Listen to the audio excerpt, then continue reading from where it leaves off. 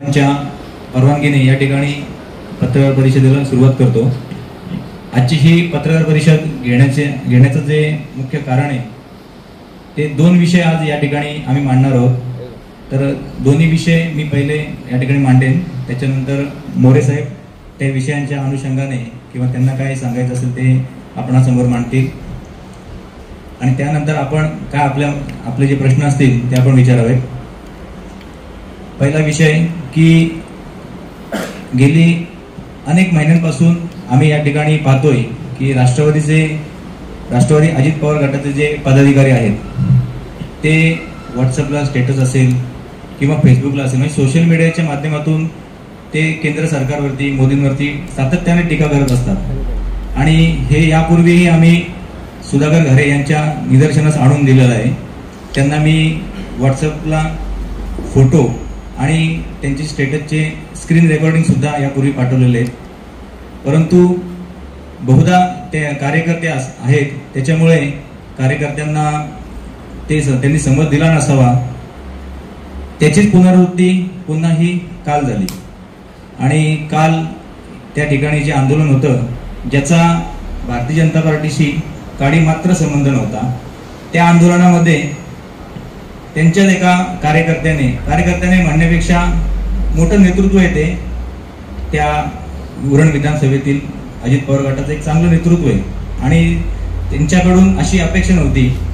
त्यांनी मोदींचा, पंतप्रधान नरेंद्र मोदी साहेबांचा आणि आदरणीय गृहमंत्री साहेबांचा म्हणजे अमित शाह साहेबांचा त्यांनी एकेरी उल्लेख केला। त्या ठिकाणी कुठेही त्या आंदोलनाचा आणि भारतीय जनता पार्टीचा कुठेही काडी मात्र संबंध नव्हता, हे मी तुम्हाला पुन्हा एकदा निक्षून सांगतो। परंतु असं असताना देखील एक जबाबदार पदाधिकारी, एक जबाबदार नेता तुमचा अशा प्रकारे वक्तव्य करतो। यापूर्वी आम्ही दुर्लक्ष केलं, आम्ही त्यांना सुधाकर भाऊंना आम्ही फोन सुद्धा करून मी कळवलं होतं याआधी, परंतु त्यांनी तशी तसदीक घेतली नसावी कदाचित आणि कालची जी पुनरावृत्ती झाली त्या अशा प्रकारे टीकेची ती त्यातूनच झाली असावी बहुधा, कारण कार्यकर्ते मान्य करायला तयार नाहीयेत की आम्ही महायुतीतील घटक आहोत। अजित पवार गटातील कार्यकर्ते महायुतीतील घटक आहेत हे मान्य करायला तयार नाहीयेत आणि त्याच्यामुळे हे घडतंय।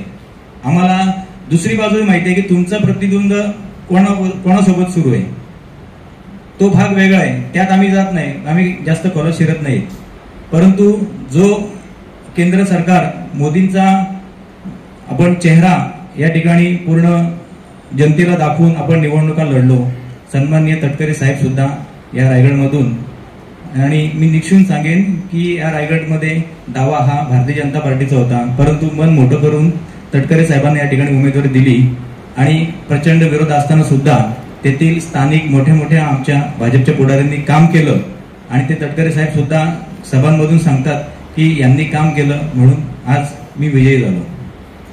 तर या वारंवार होणाऱ्या घटनांचा या ठिकाणी सर्वप्रथम आम्ही आपल्या मार्फत या ठिकाणी जाहीर निषेध व्यक्त करतो आणि याच्या पुढे असं वक्तव्य कुणीही करणार नाही याची काळजी त्या नेतृत्वाने घेणे गरजेचं आहे।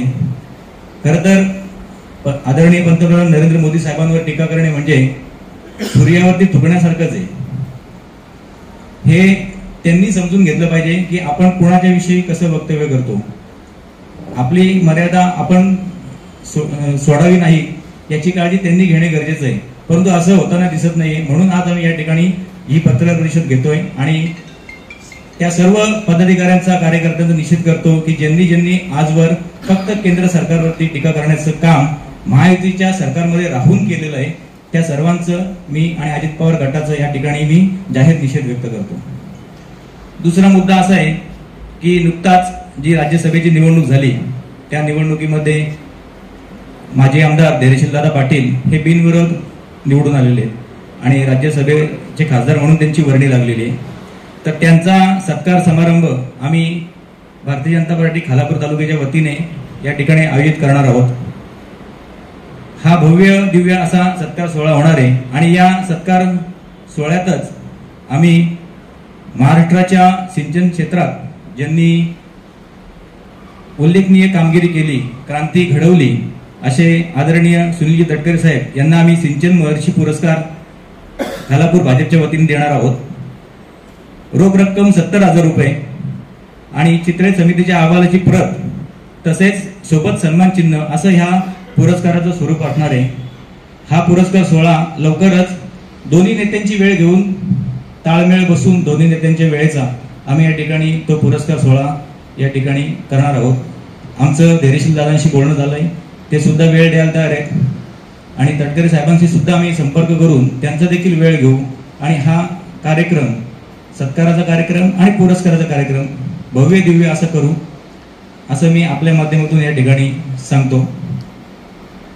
आता हे माझे 2 विषय होते आजच्या पत्रकार परिषदेतले, हे आमच्या वतीने मी मांडलेले आहेत. तथा मी मोरे साहेबांना विनंती करतो की आपण या ठिकाणी मार्गदर्शन करा.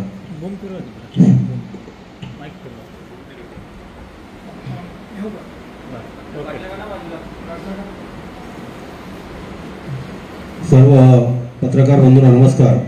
त्याचबरोबर माझ्याबरोबर उपस्थित या ठिकाणी सर्व भारतीय जनता पार्टीचे पदाधिकारी मित्रांनो, उथळपणाला खळखळाट फार या पद्धतीनं अजितदादा पवार गटाचे या खालापूर तालुक्यातली मंडळी जी काय भारताचे पंतप्रधान आदरणीय मोदीजी आणि अमितजी शहा यांच्याबद्दल अनुद्गार जे काढताय त्यांचा या ठिकाणी भारतीय जनता पार्टीच्या वतीनं मी तीव्र निषेध करतोय. राज्यात आणि निषेध करतो. नेमका निषेध कोणाचा करणार आहे? अजितदादा पवार गटाचा की जी व्यक्ती बोलली त्या व्यक्तीचा? काय सांगाल? निषेध हा सर्व त्या पदाधिकाऱ्यांचा मी पुन्हा एकदा जबाबदारी सांगतो. जे पदाधिकारी अजितदादा पवार गटाचे जे या ठिकाणी सोशल मीडियावरती नेहमी व्यक्त होत असतात, बेताल वक्तव्य करत असतात, त्या सर्वांचा मी या ठिकाणी निषेध करतो. आणि जर असंच चालू राहिलं तर कुठेतरी आम्हाला त्या पक्षाच्या विरोधात सुद्धा भूमिका घ्यावी लागेल. युतीचा निर्णय घेण्या इतका मी मोठा नाहीये, ते वरिष्ठ घेतील आणि या भारतीय जनता पार्टीचा कार्यकर्ता आहे, जो वरून आम्हाला आदेश येतो त्या आदेशाप्रमाणे काम करणे हे आमचं कर्तव्य आहे. जो तुमचा वादविवाद जो सध्या चालू आहे, कालच्या वक्तव्यावरून जो वादविवाद झाला त्यातच आता मान सन्मान आपण ठेवलेला आहे. त्यातच राष्ट्रवादी काँग्रेस पार्टी देखील जे अजित पवार गटाचे पदाधिकारी यांना देखील आपण बोलवणार आहात का? आणि नेमकं कुठं त्याच्यावरती पडदा पडेल का त्या माध्यमातून? त्यासाठी हा नियोजन करण्यात आलं आहे. आमच्या तर हृदयात जागा आहे सर्वांसाठी, तर आम्ही ते येणार असतील तर आम्ही तशी व्यवस्था करू. आम्ही म्हटलं भव्य दिव्य करणार आहोत, तर त्याच्यामुळे तसे जसं बोललोय त्या पद्धतीनेच आम्ही करणार आणि सर्वांना आम्ही इन्व्हाइट करणार.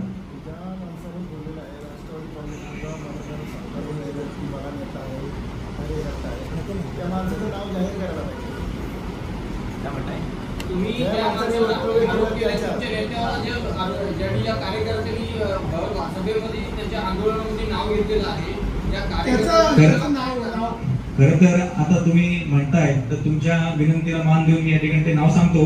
तुम्हाला सर्वात बरेच जणांना नाव परिचित आहे. सुरेश पाटील साहेब, त्यांचे मिसेस माझे जिल्हा परिषद सदस्य आहेत. म्हणजे सुधा भाऊंच्या सोबत त्यांनी जिल्हा परिषदेमध्ये काम केलेलं आहे. म्हणजे सुधा भाऊंच्या लेवलच ते नेतृत्व आहे आणि त्या नेतृत्वाने असं बोलणं आणि त्याच्यावर आपण म्हणणे की अनावधानाने बोलणं ही विश्वास ठेवण्यासारखी गोष्ट नाही.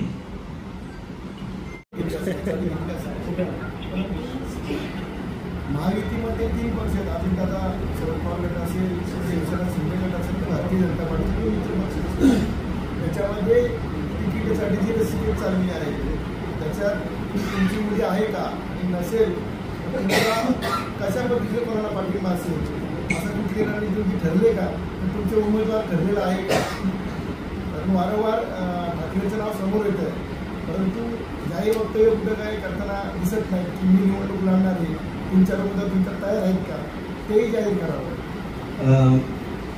या बाबतीत मगाशीच मी सूचना केलेली आहे की जो काय वरून आदेश येईल, आमचे महाराष्ट्राचे नेते देवेंद्रजी फडणवीस आणि प्रदेशाध्यक्ष चंद्रशेखरजी बावनकुळे हे जो काही निर्णय घेतील त्याच्याबरोबर हा कर्जत आणि खालापूर निश्चितपणे सोबत राहील. मग युतीमध्ये कोणाला त्यांनी तिकीट दिलं इतर पक्षाच्या उमेदवाराला, तर जो निर्णय येईल त्या आदेशाच्या सोबत आम्ही भारतीय जनता पार्टी म्हणून निश्चित राहू. आणि उद्या जर भारतीय जनता पार्टीने ठरवलं की आम्ही आमचा उमेदवार लढवणार आहोत, तर आम्हाला त्याच्यापेक्षा वेगळा आनंद हा निश्चित म्हणजे वेगळा आनंद असेल तो, की खरोखर आम्हाला आमच्या पक्षाच्या निशाणीवर लढायला मिळालं. आणि आम्ही ती तयारीमध्ये का राहू नये. आम्ही एक पक्ष चालवतोय. आमचा पक्ष हा इंडिव्हिज्युअल पक्ष आहे, देश पातळीवर काम करणारा पक्ष आहे, अख्ख्या जगामध्ये सगळ्यात मोठा पक्ष आहे. त्यामुळे आम्ही ती अपेक्षा निश्चितपणे आजही ठेवून आहोत. जो काही निर्णय वरिष्ठ देतील त्या निर्णयाशी आम्ही एकमत राहून त्या उमेदवाराचं निश्चितपणे या ठिकाणी काम करू. महायुतीमध्ये आम्हाला जिंकणं एवढंच माहिती आहे, आम्हाला पाठीमागं जाणं कळणार नाही. भारतीय जनता पार्टीचा लोकांचा संपर्क या निवडणुकीमध्ये दिसत नाही. भारतीय जनता पार्टीचं सुद्धा काम चालू आहे. आपण पाहिलं मग किरण ठाकरेंचा उल्लेख आपणच केला. ते परिवर्तन हेल्पलाईनच्या माध्यमातून आज ठिकठिकाणी लोकोपयोगी कामं करतायत ते, आणि त्यांची कामाची प्रशंसा सुद्धा होते या ठिकाणी मीडियाच्या माध्यमातून असेल. आणि आपण मुळात माऊथ यार्डच महत्वाचे असते, आणि लोकांच्या मुखी आज किरण ठाकरेंचं देखील नाव आहे. त्याच्यामुळे जर संधी मिळाली किरण ठाकरेंना मिळो, सन्माननीय लाड साहेबांना मिळो, किंवा महायुतीत कुणालाही मिळो, आमचं काम आहे युती धर्माचं पालन करणं, ते आम्ही करणार. इलेक्शन आलं म्हणून काम करत नाही. आम्ही वर्षाचे 12 महिने 365 दिवस आमचं काम चालूच असतं. लोकसंपर्क, लोकांच्या विकास कामांच्या माध्यमातून काम करणं. आज जरी का आमदार म्हणून आमच्याकडं महेंद्र धोबे जरी काम करत असले, तरी महेंद्र धोबेंचं जे काम आहे ते आज युती म्हणून आम्ही सोबत काम करत आहोत. आणि म्हणूनच मी सुरुवातीला सांगितलं की युतीमध्ये ज्याचा निर्णय होईल त्याच्या आम्ही पाठीशी राहू.